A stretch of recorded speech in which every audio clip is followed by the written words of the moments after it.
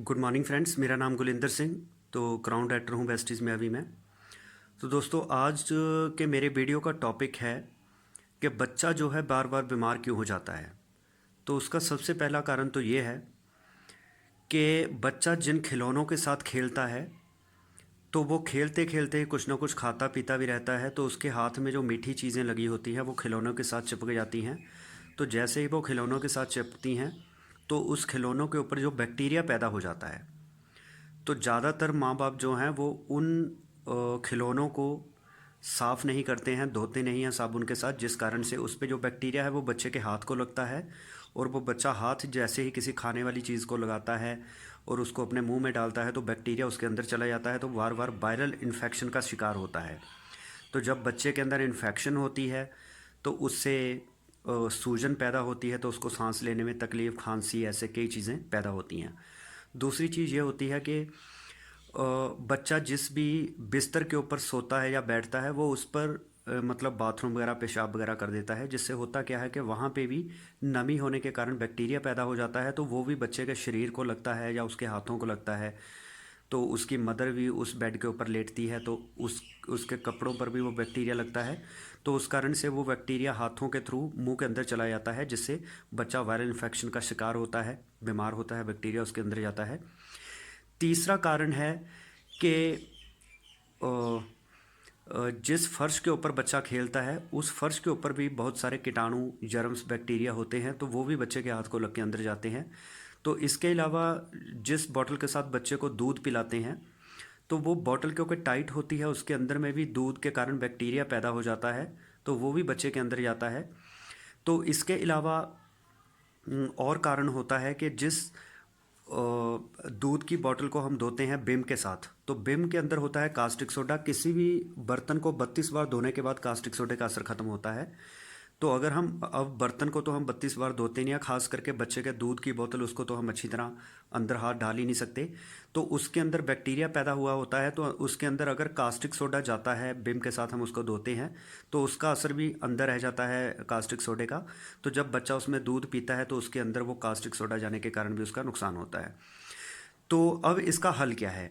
सबसे पहले हमारे पास एक प्रोडक्ट आता है, जैसे हम लाइजॉल से घर में पोछा लगाते हैं, तो लाइजॉल है केमिकल वेस्ट।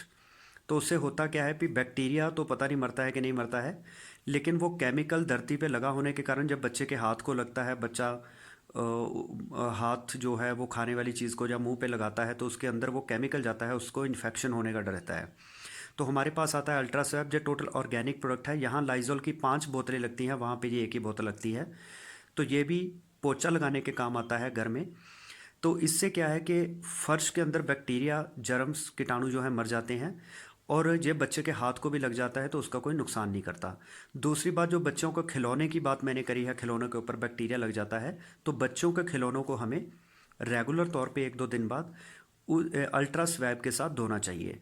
तो इससे बच्चे का कीटाणु, बैक्टीरिया उसके अंदर नहीं जाएंगे या वो मर जाएंगे।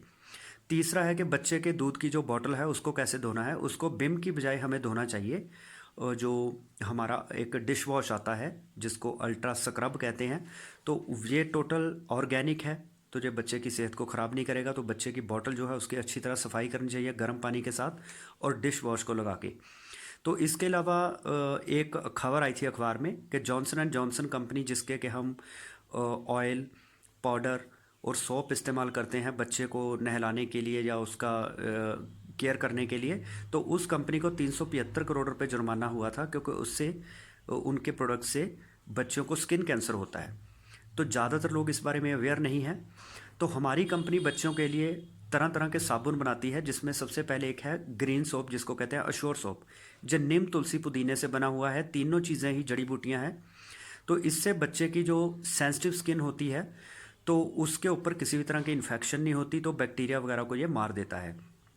इसके अलावा एक आता है जर्म प्रोटेक्शन सोप, जैसे हम डेटॉल इस्तेमाल करते हैं उस तरह का साबुन, तो हम बच्चे को इससे भी नहला सकते हैं। इसके अलावा हमारा एक आता है क्रीमी सोप, एक आता है कॉम्प्लेक्शन वार। तो ये चारों तरह के साबुन जो बहुत बढ़िया है, आप सभी का एक एक सैंपल खरीद के इस्तेमाल करके देखिए, तो ये बच्चे की स्किन को बिल्कुल बढ़िया रखेगा। इसके अलावा हमारे पास जो पाउडर आता है, वो पाउडर भी टोटल उसमें किसी भी तरह का केमिकल नहीं डाला जाता। वो बच्चे की सेंसिटिव स्किन के लिए बहुत ही बढ़िया है, स्किन को ख़राब नहीं करेगा, कोई एलर्जी वगैरह की प्रॉब्लम नहीं आएगी। तो अभी गर्मियों के दिन है, तो हम बच्चे के लिए जो बेस्टीज़ का जो पाउडर आता है, बॉडी टॉक बॉडी पाउडर, तो इसको लगाना चाहिए। और हमारे पास परफ्यूम आते हैं जो अल्कोहल फ्री हैं, तो ये हमारी स्किन को लिए बहुत बढ़िया है। तो मैं यही कहना चाहूँगा कि आपके बच्चे अगर बार बार बीमार होते हैं तो उसका यही कारण है कि जिस बेड के ऊपर वो सोते हैं वहाँ पे बैक्टीरिया है, जिन खिलौनों के साथ वो खेलते हैं उस पर बैक्टीरिया है, तो जिस बॉटल के साथ वो दूध पीते हैं उसमें केमिकल है। तो इसलिए हमें इन प्रोडक्ट्स को इस्तेमाल करना चाहिए ताकि बच्चों की सेहत जो है ठीक रहे। तो इसके अलावा मैंने अपनी अदर वीडियो में बता रखा है कि बच्चे की इम्यूनिटी अगर कमज़ोर हो तो उसके अंदर बैक्टीरिया वायरस जाने से इन्फेक्शन बहुत जल्दी होती है। तो अगर उसकी इम्यूनिटी स्ट्रांग होगी तो उसके अंदर अगर बैक्टीरिया वायरस जाएगा भी तो बॉडी अपने आप ही उस बैक्टीरिया कीटाणु जर्म से लड़ लेगी बॉडी, और बच्चा बीमार नहीं होगा। तो बच्चे की इम्यूनिटी बूस्ट करने के लिए हम क्या सप्लीमेंट्स दे सकते हैं, क्या प्रोडक्ट दे सकते हैं, वो भी मैंने अलग से वीडियो बना रखी है। आप मेरी सारी वीडियो देखें, उसमें आपको पता चल जाएगा। तो ये मैंने आउटर साइड से बच्चों को कैसे बचा सकते हैं बाहरी जर्म्स से, तो वो मैंने बता दिया है। तो आपको अगर ये वीडियो पसंद आई हो तो इसको शेयर एंड लाइक ज़रूर करें और बेल आइकॉन को प्रेस करें, चैनल को सब्सक्राइब करें ताकि आने वाली वीडियोज़ की नोटिफिकेशन आपको मिलती रहे। तो थैंक यू दोस्तों।